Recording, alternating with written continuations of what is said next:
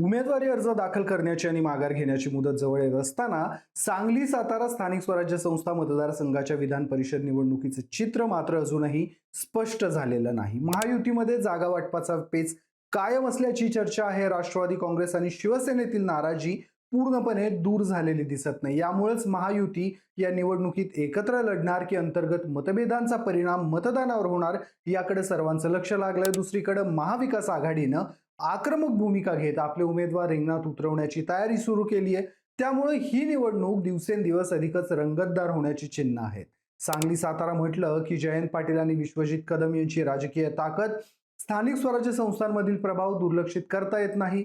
दोन्ही नेते समन्वयानं काम करत असतानाचं चित्र समोर असल्यामुळं महाविकास आघाडीची ताकद वाढल्याचं दिसतंय. यामुळे एक महत्वाचा प्रश्न या निमित्तानं उपस्थित होतो, तो म्हणजे यंदाच्या सांगली सातारा विधान परिषद निवडणुकीत महाविकास आघाडीला खरंच संधी आहे का?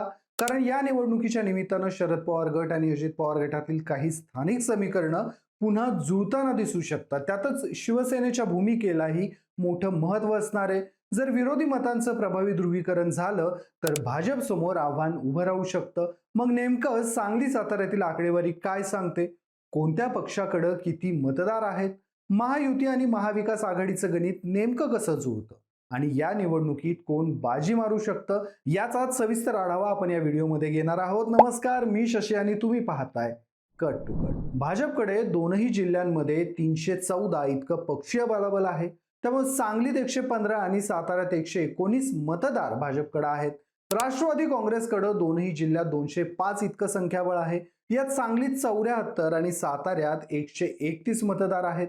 तर शिवसेनेकडे 111 मतदार असून सांगलीत 62 तर साताऱ्यामध्ये 49 मतदार आहेत.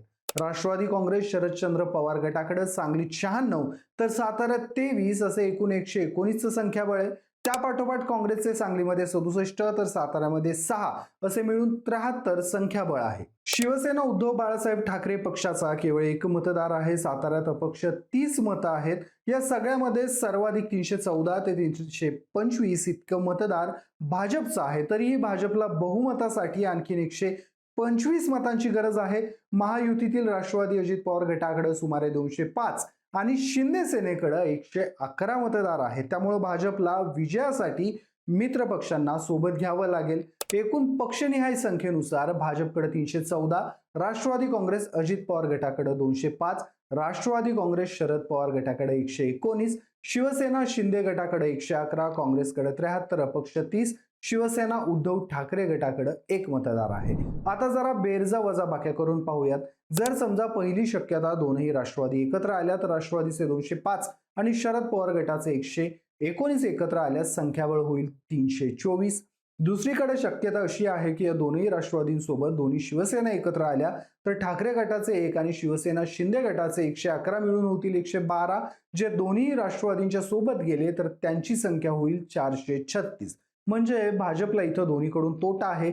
किंवा तिसरी शक्यता, ज्याप्रमाणे जिल्हा परिषद देत झालं त्यानुसार महायुतीतील शिवसेना आणि राष्ट्रवादी एकत्र आली तर त्यांची संख्या होईल 316. म्हणजे भाजपपेक्षा फक्त 2 सदस्य जास्त. सांगली सातारा स्थानिक स्वराज्य संस्थांच्या निवडणुकीचा मतदार हा दोनही जिल्हा परिषद, सर्व नगरपालिका, नगरपंचायत आणि पंचायत समितीचे सभापती असा मिळून सुमारे 885 इतका आहे. आता हे सगळं राजकीय गणित सुरू असताना महायुतीतून विधान परिषदेची उमेदवारी नेमकी कुणाला मिळणार याबाबत चर्चा पुन्हा एकदा रंगली आहे. विशेषतः शेखर गोरे यांच्या नावाची सर्वाधिक चर्चा होत असून त्यांना उमेदवारी मिळावी यासाठी आमदार जयकुमार गोरे प्रयत्नशील असल्याचं दिसतंय. शेखर गोरे यांच्यासोबतच धैर्यशील कदम आणि सुनील काटकर यांच्या नावाची देखील चर्चा आहे.